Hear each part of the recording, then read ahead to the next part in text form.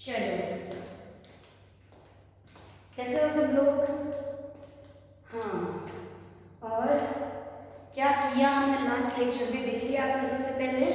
Okay, तो क्या किया था लास्ट लेक्चर में? लास्ट हमने जो दो लेक्चर्स देखे वो दोनों लेक्चर्स किसके ऊपर थे? एनर्जीज ऑफ ऑर्बिटल, यानी कि आपकी जो ऑर्बिटल्स है एस पी डी एफ, उसके अंदर फिर आगे क्वांटम नंबर्स को जोड़ के आप अलग अलग ऑर्बिटल्स बना सकते हो, लेकिन उनमें एनर्जीज किस तरह से डिफरेंट तरह से होती है। एस की एनर्जी कम है तो कम क्यू है, डी की ऑर्बिटल ज्यादा है तो ज्यादा क्यू है। ये सारे हमने रीजंस देखे थे, ठीक है। और स्प्लिटिंग ऑफ ऑर्बिटल्स देखा था जिसमें हमने n+l रूल अप्लाई किया था, ठीक है। अभी आज हम देखने वाले हैं कि आपके पास जो ऑर्बिटल्स आ गई, उनकी एनर्जीज आ गई, अभी उसमें इलेक्ट्रॉन जो है वो फील किस तरह से होंगे। मतलब हाइड्रोजन में एक इलेक्ट्रॉन है तो पता चल गया कि 1s में जाएगा, ठीक है। लेकिन अगर मुझे बात करनी है एल्यूमिनियम की, तो एल्यूमिनियम में कितने इलेक्ट्रॉन होंगे? जितने एल्यूमिनियम में प्रोटॉन होंगे 30 प्रोटॉन होंगे तो 30 इलेक्ट्रॉन होंगे। तो वो 30 इलेक्ट्रॉन हम फील किस तरह से करेंगे? क्या सारी एस ऑर्बिटल ढूंढ के सब में डाल देंगे या किसमें डालेंगे, कैसे डालेंगे? तो इस तरह से इलेक्ट्रॉन हम फील करेंगे, वो हमें देखना है, यानी फीलिंग ऑफ ऑर्बिटल्स। ऑर्बिटल्स जो है उसमें आप इलेक्ट्रॉन्स किस तरह से भरोगे उसका रूल है। तो उसके पास उसके लिए आपके पास तीन साइंटिस्ट, तीन अलग अलग रूल्स हैं। पहला हमारे पास है Aufbau principle, Aufbau principle. तो ये ऑफ बो प्रिंसिपल क्या होता है? तो ऑफ बो का मतलब जर्मन में होता है बिल्डिंग अप। बिल्डिंग अप मतलब किसी चीज का बिल्ड करना। आपको क्या बिल्ड करना है? इलेक्ट्रॉन्स को, मतलब इलेक्ट्रॉन्स को भरना है। तो ऑफ बो का रूल है, वो जो है वो ये स्टेट करता है कि उसका जो प्रिंसिपल है हमारा, वो आपको किस टाइप के इलेक्ट्रॉन को भरने की हमें मेथड बताता है। तो जो आपके एटम्स ग्राउंड स्टेट में है, एक बात याद रखना, एक मैंने आपको ग्राउंड स्टेट बताया था, एनर्जी स्टेट था 1s, ये चीज अलग है। एटम्स का ग्राउंड स्टेट ऑफ एटम, इसका मतलब ये होता है कि आपका एटम जब स्टेबल है तब सारी एनर्जी जिस स्टेट में होगी, ठीक है। एक क्या होता है, सपोज यहाँ पे 3s आता है हमारा यहाँ पे लाइन में, ठीक है। फिर जब आपका एक्साइटेड स्टेट होता है, एक्साइटेड एटम होता है, मतलब कि एटम को एनर्जी मिली होती है, तो जो 3s जो एक्साइटेड आता है वो अलग होता है। मतलब कि आपके एटम्स जो सारे ग्राउंड स्टेट में जब होंगे तब इलेक्ट्रॉन्स जो फील होंगे वो कैसे होंगे? तो इंक्रीजिंग एनर्जी स्टेट के साथ, मतलब जैसे कि मैंने बताया था 1s की एनर्जी सबसे कम, फिर 2s, फिर 2p, फिर 3s, 3p, फिर आ जाएगा 4s, उसके बाद 3d, उसके बाद 4p। तो ये जो एनर्जी स्टेट्स है उसकी इंक्रीजिंग ऑर्डर के साथ साथ इलेक्ट्रॉन फील होंगे। इसकी ट्रिक है, क्या है? मैं बना रही हूँ, मेरे साथ साथ आपको ये बनाना है, मेरे साथ साथ बनाना है, ठीक है। आपको पहले लिखो 1s, ठीक है। एक चीज याद रखना, गैप सेम रखना। यहाँ पे मैंने 2s लिखा, जितना इधर गैप रखा है इतना गैप रख के इधर मैं 2p लिख रही हूँ। फिर इतना ही गैप रख के मैं 3s, 3p, 3d लिख रही हूँ।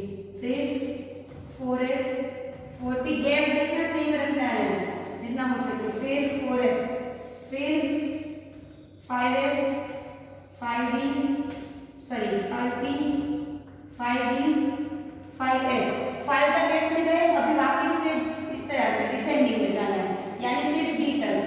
6s, 6p, 6d, फिर क्या हो जाएगा 7s और सिर्फ 7p। यहां तक आपके पास है, ठीक है। ये मैंने क्या किया है, देखो पहले सिर्फ s, फिर p, फिर d, फिर f लिया, फिर वापस f लिया, फिर d, फिर p, ठीक है।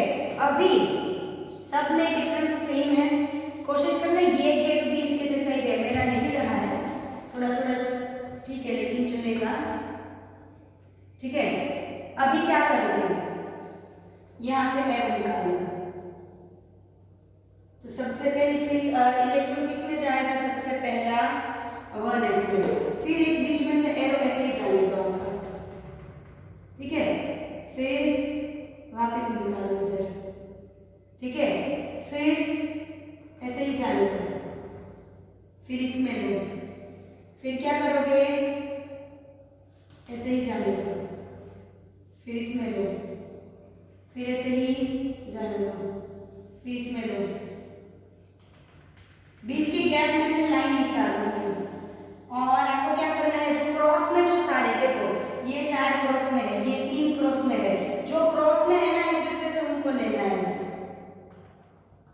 अच्छे से गैप सेम रखोगे तो आपका अच्छे से बनेगा।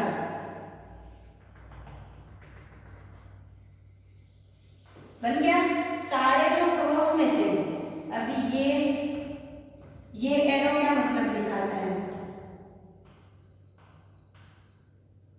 कि 1s, उसके बाद आएगा 2s, उसके बाद 2p, फिर 3s हम लिख रहे हैं 1s, ठीक है, उसकी एनर्जी सबसे कम, उसमें सबसे पहले इलेक्ट्रॉन, इसका मतलब है इसमें सबसे पहले इलेक्ट्रॉन जाएंगे 1s, उसके बाद 2s, उसके बाद 2p, 3s, फिर 3p,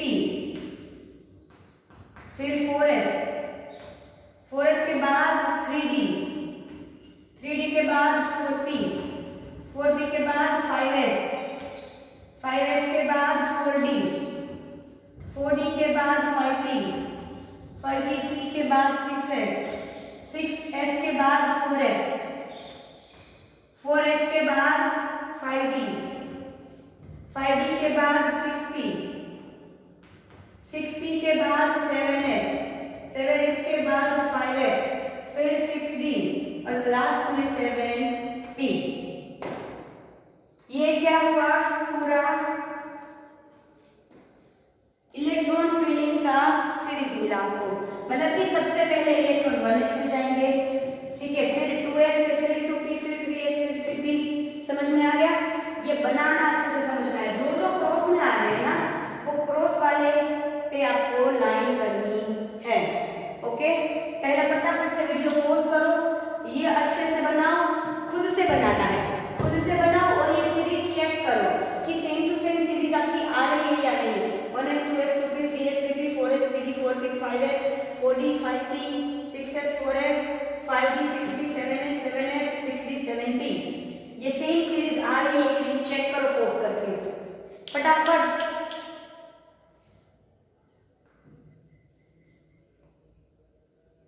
ठीक है, जिनका बन रहा है वेरी गुड, जिनसे नहीं बना वो पहली बार में थोड़ा सा कंफ्यूजन हो जाता है ये गैप रखने से, आप एक काम करना, स्केल यूज कर करके 1 सेंटीमीटर का ही गैप रखना या 2 सेंटीमीटर का, तो आप ये बना पाओगे। जिनसे भी नहीं बना है try to make it with your scale, ठीक है, स्केल यूज करके बनाने से तो बन जाएगा, तो प्रैक्टिस करते रहना, ये सीरीज आनी चाहिए, जिसको एक बार आ गई है उसको भी 2-3 बार प्रैक्टिस करना है, कि पहली बार में आ गई, क्या पता दूसरी बार में नहीं आए तो 2-3 बार बना के देखो, तीनों बार सेम सीरीज आनी चाहिए, ठीक है। चलो, तो ये मिला हमें ऑफ कोर्स प्रिंसिपल, लेकिन ऑफ कोर्स ने हमें कहां तक बताया, ऑफ कोर्स ने हमें इतना बताया कि सबसे पहले इसमें इलेक्ट्रॉन जाएंगे, फिर इसमें, लेकिन क्या 13 इलेक्ट्रॉन है एल्यूमिनियम के, तो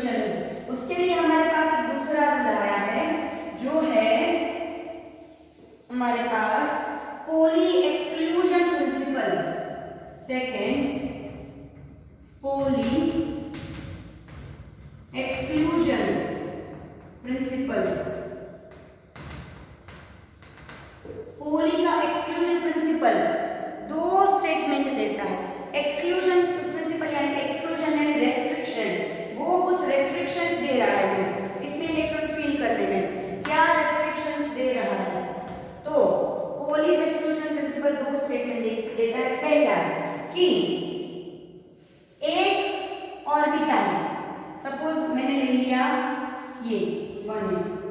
एक ऑर्बिटल के अंदर 2 इलेक्ट्रॉन आ सकते हैं। सबसे पहले आपको ये पता है कि एक इलेक्ट्रॉन को तो मैंने पहले ही बताया था कि एक ऑर्बिटल में कितने इलेक्ट्रॉन आ सकते हैं, मैक्सिमम 2 टाइप ऑफ 2 इलेक्ट्रॉन्स आ सकते हैं। याद है जब मैंने आपको n फिर यहाँ पे शेप और फिर यहाँ पे मैंने क्या दिया था m, फिर m में मैंने बताया था कि ऐसे था तो इसमें 1s बना तो 2 इलेक्ट्रॉन, फिर ये बना था तो इसमें 6 इलेक्ट्रॉन्स। ऐसा मैंने इलेक्ट्रॉन की कैलकुलेशन आपको करके दी थी। इसका मतलब क्या था कि एक ऑर्बिटल में मैक्सिमम 2 इलेक्ट्रॉन्स आते हैं। तो जो पॉलीन है वो 2 इलेक्ट्रॉन कैसे भरोगे, उसके लिए 2 रूल दिए। पहला, दोनों इलेक्ट्रॉन के चारों क्वांटम नंबर सेम कभी नहीं हो सकते। Never 2 electrons of orbital can have 4 equal quantum numbers या फिर ऑल 4 इक्वल क्वांटम नंबर्स। किसी भी ऑर्बिटल के अंदर आए हुए 2 ऑर्बिटल के 4 क्वांटम नंबर कभी सेम नहीं होंगे। दूसरा स्टेटमेंट इसमें किसने दिया, पॉली ने। पहला क्या दिया, no 2 electrons of an orbital can have all 4 equal quantum numbers। दूसरा उसने बताया कि दोनों इलेक्ट्रॉन्स जो अंदर फील हो रहे हैं,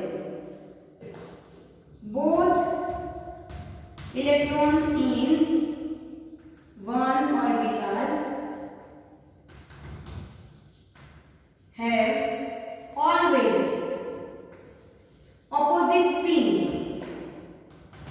ऑपोजिट स्पिन यानी कि एक ऊपर से घूम रहा है तो दूसरा नीचे से घूमेगा।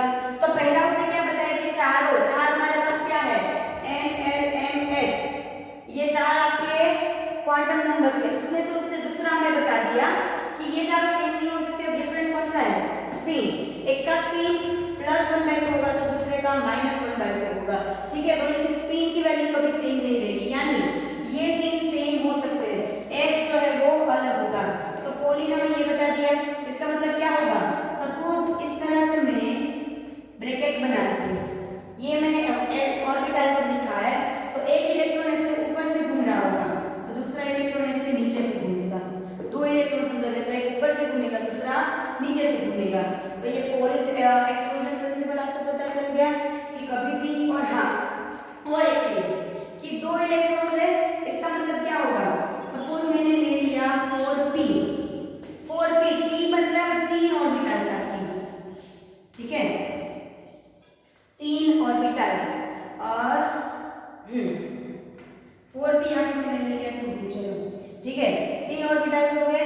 3 ऑर्बिटल्स जो है 4p की, उसमें कितने इलेक्ट्रॉन्स होंगे, दोनों में 2-2, कितने हो गए, 6 इलेक्ट्रॉन्स। फिर 2 में दूसरा क्या आता है, 2p में 2 के साथ s आता है 2s, तो उसमें क्या होंगे 2 इलेक्ट्रॉन्स के, यानी 2 + 6 कितने हुए, 8 इलेक्ट्रॉन्स हुए। तो 2 × n² हुआ, देखो n का स्क्वायर, 2 का स्क्वायर क्या होगा 4, 4 × 2 8, यानी नंबर ऑफ इलेक्ट्रॉन्स, मैं कैसे बोल सकती हूँ,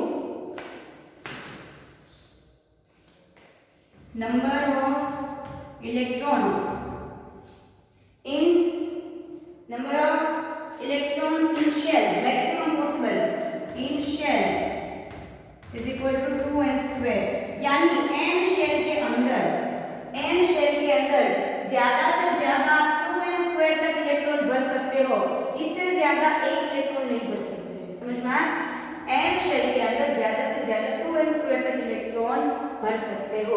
अभी तीसरा जो हमारे पास रूल है वो है hertz rule of maximum multiplicity. Third rule is hertz rule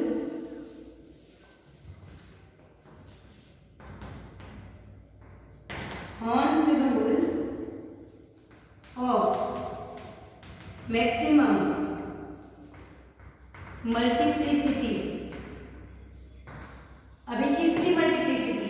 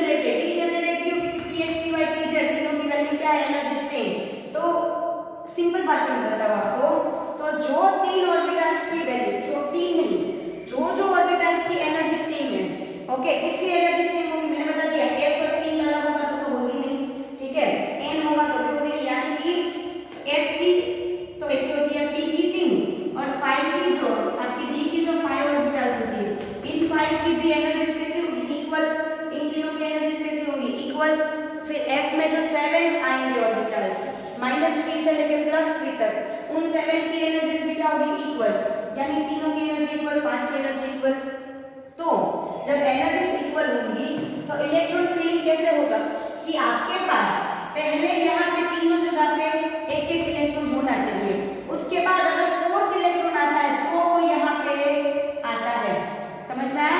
अगर आपके पास 4 इलेक्ट्रॉन है तो आप ऐसे नहीं बता सकते कि 2 यहाँ और 2 यहाँ और पी सेट खाली, नो, ठीक है, पहले तीनों में एक एक जाएगा। अगर 5 है तो पहले इसमें पांचों में एक एक जाएगा, फिर 6th इलेक्ट्रॉन आएगा तो यहाँ पे जाएगा। समझ में आया? ऐसा नहीं होगा कि 6th इलेक्ट्रॉन है तो 2 यहाँ पे 2 यहाँ पे 2 यहाँ पे। जब तक सारी सेम एनर्जी वाली ऑर्बिटल्स में एक एक अनपेयर्ड इलेक्ट्रॉन नहीं आ जाता तब तक पेयरिंग नहीं होगी। ये हो गया आपका हर्ट्ज रूल। ओके, तो आपको पता चल गया कि इलेक्ट्रॉन की फीलिंग कैसे होगी। अभी ये जो पेयरिंग नॉन पेयरिंग है वो आपको पूरा कॉन्फ़िगरेशन बनाओगे, मतलब कि सपोज मैंने सोडियम ले लिया, सोडियम का मैं आपको पूरा बताऊंगी कि सारे ऑर्बिटल्स में कैसे इलेक्ट्रॉन फील हो रहे हैं, तो ये आपको और ज्यादा पता चलेगा। तो नेक्स्ट लेक्चर में हम क्या करेंगे, हर्ट्ज रूल फिर से याद कर लेंगे, फिर से देख लेंगे और साथ ही साथ इलेक्ट्रॉन कॉन्फ़िगरेशन जो है वो देखेंगे। बाकी आज का अभी हमारा लेक्चर यहीं तक रखते हैं। तीनों रूल्स अच्छे से याद रखना, पोली का प्रिंसिपल याद रखना जो मैंने हमारा सबसे पहले ऑफ बुक का प्रिंसिपल बताया वो याद रखना, और हंस का प्रिंसिपल अच्छे से याद रखना है। जो मैं लिखवा रही हूँ, जो बनवा रही हूँ, सब कुछ 2 टाइम्स होमवर्क में कंपल्सरी करते रहना है। मैंने क्या कहा है, मैं बताना भूल जाऊँ लेकिन आपको लिखना नहीं भूलना है, ठीक है? थोड़ा अच्छे से करो। बस अभी समझ लो 2 या 3 लेक्चर ही बचे हैं इस चैप्टर के, फिर आपको क्वांटम नंबर्स के साथ कोई काम नहीं करना पड़ेगा। लेकिन अगर आपने अच्छे से साथ ही साथ प्रिपेयर किया होगा तो, वरना दूसरा चैप्टर तो करना ही पड़ेगा, क्वांटम नंबर्स भी करते रहने पड़ेंगे। उससे अच्छा है जब तक चैप्टर चल रहा है कॉन्सेप्ट साथ ही साथ इतने अच्छे से क्लियर करते जाओ कि बाद में आपको देखना ही ना पड़े, है ना? बाद में जब एग्जाम की प्रिपरेशन करो उससे पहले चैप्टर को वापस देखना ही ना पड़े, क्योंकि ये तो क्या है, जितना यहाँ पे बैठ जाएगा उतना इसको पढ़ने की जरूरत नहीं पड़ेगी, और यहाँ पे नहीं बैठेगा तो चाहे 10-12 बार कर पढ़ लो कोई फर्क नहीं पड़ेगा, क्योंकि इसको आप रट्टा नहीं मार सकते, इसको सिर्फ समझना पड़ेगा। तो बार बार वीडियोस देखो, टाइम है अभी, अच्छे से ये वाला चैप्टर बहुत अच्छे से प्रिपेयर करो, ठीक है? मैंने पहला इसीलिए इसको चूज किया है क्योंकि आपको ये प्रिपेयर करने के लिए लंबा टाइम मिल जाएगा। लास्ट में करवाती तो आप इसको पढ़ते कैसे, तो अच्छे से साथ में प्रिपेयर करते रहो, ठीक है? मिलते हैं अभी नेक्स्ट लेक्चर में।